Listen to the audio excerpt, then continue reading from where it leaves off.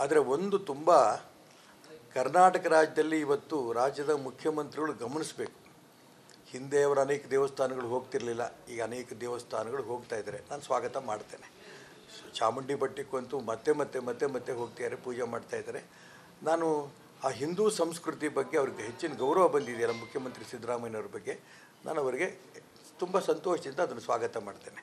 ಆದರೆ ಮುಖ್ಯಮಂತ್ರಿಗಳು ಆಗಿರೋಂಥ ಸಂದರ್ಭದಲ್ಲಿ ದೇವಸ್ಥಾನಗಳಿಗೆ ಹೋಗ್ತಾ ಇರೋಂಥ ಸಂದರ್ಭದಲ್ಲೇ ಹಿಂದೂ ಧರ್ಮದ ಬಗ್ಗೆ ಆಗ್ತಾ ಇರೋಂಥ ಆಘಾತದ ಬಗ್ಗೆ ನಾವು ತಡ್ಕೊಳಕ್ಕಾಗ್ತಿಲ್ಲ. ಯಾಕೆ ಅಂತಂದರೆ ವಿಶೇಷವಾಗಿ ಕಾನೂನು ಹೇಳ್ತು, ಹಿಜಾಬನ್ನು ಕೋರ್ಟ್ ಹೇಳ್ತು ನಿಷೇಧ ಮಾಡಬೇಕು ಅಂತ. ನಿಷೇಧ ಮಾಡಬೇಕು ಕೋರ್ಟು ಅಂತ ತೀರ್ಮಾನ ಆದ ನಂತರ ಕುಂದಾಪುರದ ಪ್ರಿನ್ಸಿಪಾಲ್ರು ರಾಧಾಕೃಷ್ಣ ಅಂತ ಕಾಣುತ್ತೆ, ಶ್ರೀಯುತ ರಾಧಾಕೃಷ್ಣ ಅವರು ಕೋರ್ಟ್ ಹೇಳಿದಂಥ ಸಂದರ್ಭದಲ್ಲಿ ಹಾಗೆ ಹಿಜಾಬನ್ನು ಒಳಗಡೆ ಗೇಟ್ ಹಾಕೊಂಬರಬೇಡಿ ಅಂತ ಹೇಳಿದರು ಕೋರ್ಟಿನ ಪ್ರಕಾರ. ಈಗ ರಾಜ್ಯ ಪ್ರಶಸ್ತಿಯನ್ನು ಸ್ವೀಕಾರ ಮಾಡಿದಂಥ ಪ್ರಿನ್ಸಿಪಾಲ್ ರಾಧಾಕೃಷ್ಣ ಅವರಿಗೆ ಆಯ್ಕೆ ಮಾಡಿದ್ರು ಅವ್ರನ್ನ. ನಿಮ್ಮನ್ನು ಯಾವುದೇ ಕಾರಣಕ್ಕೂ ನಿಮಗೆ ಪ್ರಶಸ್ತಿ ಕೊಡಲ್ಲ, ತಡೆ ಹಿಡಿದಿದ್ದೇವೆ. ಯಾಕೆ? ಹಿಂದೂ ಧರ್ಮದಲ್ಲಿ ಒಬ್ಬ ವ್ಯಕ್ತಿ ಕಾನೂನುಬದ್ಧವಾಗಿ ಪ್ರಿನ್ಸಿಪಾಲ್ ತಗೊಂಡಂಥ ಕ್ರಮವನ್ನು ಪ್ರಶಸ್ತಿಗೆ ಆಯ್ಕೆ ಆದಂಥ ಪ್ರಿನ್ಸಿಪಾಲ್ರನ್ನ ಆ ಪ್ರಶಸ್ತಿ ತಡೆ ಹಿಡಿತಾರೆ ಅಂತಂದರೆ ಇದು ಹಿಂದೂ ಧರ್ಮಕ್ಕೂ ಅಪಮಾನ, ಪ್ರಿನ್ಸಿಪಾಲ್ರಿಗೂ ಅಪಮಾನ, ಮುಸಲ್ಮಾನರಿಗೆ ಸಂತೃಪ್ತಿ ಪಡಿಸೋಂಥ ಒಂದು ವ್ಯವಸ್ಥೆ. ಇದು ಒಳ್ಳೆಯದಲ್ಲ. ನಾನು ಮಾನ್ಯ ಸಿದ್ದರಾಮಯ್ಯವ್ರಿಗೆ ಹೇಳ್ತಿದ್ದೀನಿ, ದೇವಸ್ಥಾನಗಳಿಗೆ ಹೋಗ್ತಾ ಇದ್ದೀರಾ, ಹಿಂದೂ ಧರ್ಮದ ಬಗ್ಗೆ ನಿಮ್ಗೆ ಆಸಕ್ತಿ ಇದೆ.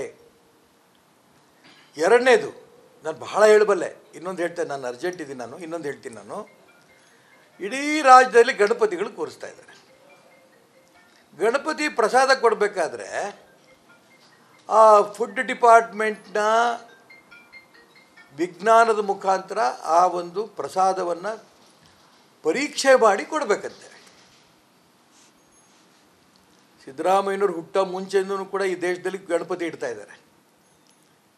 ಕಾಂಗ್ರೆಸ್ ಪಕ್ಷ ಹುಟ್ಟಕ್ಕಿಂತ ಮುಂಚೆನೂ ಈ ದೇಶದಲ್ಲಿ ಗಣಪತಿ ಇಡ್ತಾನೇ ಬಂದಿದ್ದಾರೆ.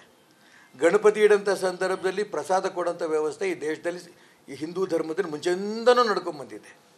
ಈಗ ಹೊಸ ವ್ಯವಸ್ಥೆ ಮಾಡಿಕೊಂಡು ಆ ವಿಜ್ಞಾನದ ಮುಖಾಂತರ ಪ್ರಯೋಗಶಾಲೆಯಲ್ಲಿ ತೀರ್ಮಾನ ಆಗಿರೋಂಥ ಪ್ರಸಾದವನ್ನು ಸ್ವೀಕಾರ ಕೊಡಬೇಕು ಅನ್ನೋಂಥ ಕಾನೂನು ತಂದರೆ ಹಿಂದೂ ಧರ್ಮದ ಬಗ್ಗೆ ಇಷ್ಟರ ಮಟ್ಟಿಗೆ ಕೀಳು ರಾಜಕಾರಣ ಯಾಕೆ ಮಾಡ್ತಿದ್ದಾರೆ ಕಾಂಗ್ರೆಸ್ ಸರ್ಕಾರದವರು? ನೀವೇನಾದ್ರು ಕೂಡ ಮಸೀದಿನಲ್ಲಿ ತಿನ್ನೋಂಥ ವ್ಯವಸ್ಥೆಗಳ ಬಗ್ಗೆ, ಕ್ರಿಶ್ಚಿಯನ್ರು ತಿನ್ನೋಂಥ ವ್ಯವಸ್ಥೆಗಳ ಬಗ್ಗೆ ವ್ಯವಸ್ಥೆ ಮಾಡಿದ್ದೀರಾ? ಯಾಕೆ ಹಿಂದೂಗಳ ಬಗ್ಗೆ, ಹಿಂದೂ ಧರ್ಮದ ಬಗ್ಗೆ ನಿಮ್ಗೆ ಇಷ್ಟೊಂದು ನಿಕೃಷ್ಟವಾದ ಭಾವನೆ? ನೀವು ಮುಸಲ್ಮಾನರಿಗೆ ಎಷ್ಟಾರು ಕೊಡಿ ಬೇಡ ಅನ್ನಲ್ಲ, ಕ್ರಿಶ್ಚಿಯನ್ರಿಗೆ ಎಷ್ಟಾರು ಕೊಡಿ ಬೇಡ ಅನ್ನಲ್ಲ. ನಾನು ಹಿಂದೂಗಳಿಗೆ ದಯವಿಟ್ಟು ಅಪಮಾನ ಮಾಡಬೇಡಿ, ಹಿಂದೂ ದೇವರುಗಳ ಬಗ್ಗೆ ಅಪಮಾನ ಮಾಡಬೇಡಿ, ಕಾನೂನಿಗೂ ಅಪಮಾನ ಮಾಡಬೇಡಿ. ಆ ಪ್ರಿನ್ಸಿಪಾಲ್ಗೆ ತಕ್ಷಣ ಪ್ರಶಸ್ತಿ ಕೊಡ್ರಿ. ಆ ಪ್ರಶಸ್ತಿಯನ್ನು ಘೋಷಣೆ ಮಾಡಿದ್ದನ್ನು, ಒಳ್ಳೆ ಪ್ರಿನ್ಸಿಪಾಲ್ ಅಂತ ಘೋಷಣೆ ಮಾಡಿದ್ದನ್ನು ತಡೆ ಹಿಡಿದಿರೋದು ಬೇಕಾದರೆ ಇದಕ್ಕಿಂತ ಅಪಮಾನ ಕಾನೂನಿಗೂ ಮಾಡಿದ್ದ ದೊಡ್ಡ ಅಪಮಾನ, ಮುಸಲ್ಮಾನರು ಸಂತೃಪ್ತಿಪಡಿಸಬೇಕು ಅಂತ ಹಿಂದೂಗಳಿಗೂ ಮಾಡಿದಂಥ ಅಪಮಾನ. ತಕ್ಷಣ ಅವರಿಗೆ ಆ ಪ್ರಶಸ್ತಿ ಕೊಡಿ ಏನಂತ ಒತ್ತಾಯನ ಮಾಡ್ತೇನೆ. ಎರಡನೇದು, ಈ ಪ್ರಸಾದ ನಿಮ್ಮನ್ನು ಕೇಳಿಕೊಂಡು ಯಾರೂ ಪ್ರಸಾದ ಹಂಚಲ್ಲ. ಇಡೀ ದೇಶದಲ್ಲಿ ಲಕ್ಷ ಲಕ್ಷ ದೇವಸ್ಥಾನ ಗಣಪತಿಗಳಿಗೆ ಕೂರಿಸ್ತಾರೆ. ಎಲ್ಲ ಕಡೆ ಹೋಗಿ ತನಿಖೆ ಮಾಡ್ತೀರಾ? ಯಾವ ಪ್ರಸಾದ ಕೊಟ್ಟಿದ್ದಾರೆ, ಯಾವ ಪ್ರಸಾದ ಕೊಟ್ಟಿದ್ದಿಲ್ಲ, ವೈಜ್ಞಾನಿಕವಾಗಿ ಶುಚಿತ್ವ ಇದೆಯೋ ಇಲ್ಲೋ? ನೀವು ಖಂಡಿತ ನಿಮ್ಮ ಕೈಲಿ ಸಾಧ್ಯನೇ ಇಲ್ಲ. ಆ ಗಣಪತಿ ಬಗ್ಗೆ, ಪ್ರಸಾದದ ಬಗ್ಗೆ ತೀರ್ಮಾನ ತಗೊಂಡಂಥ ಅಧಿಕಾರವೂ ನಿಮಗಿಲ್ಲ. ಜನ ಗಣಪತಿ ಪ್ರಸಾದ ಕೊಡ್ತಾನೆ, ಆ ಪ್ರಸಾದವನ್ನು ಭಕ್ತಿಯಿಂದ ಸ್ವೀಕಾರ ಮಾಡ್ತಾರೆ. ಅದೇ ಈ ದೇಶವನ್ನು, ಧರ್ಮವನ್ನು ಉಳಿಸ್ತಾ ಇರೋದು.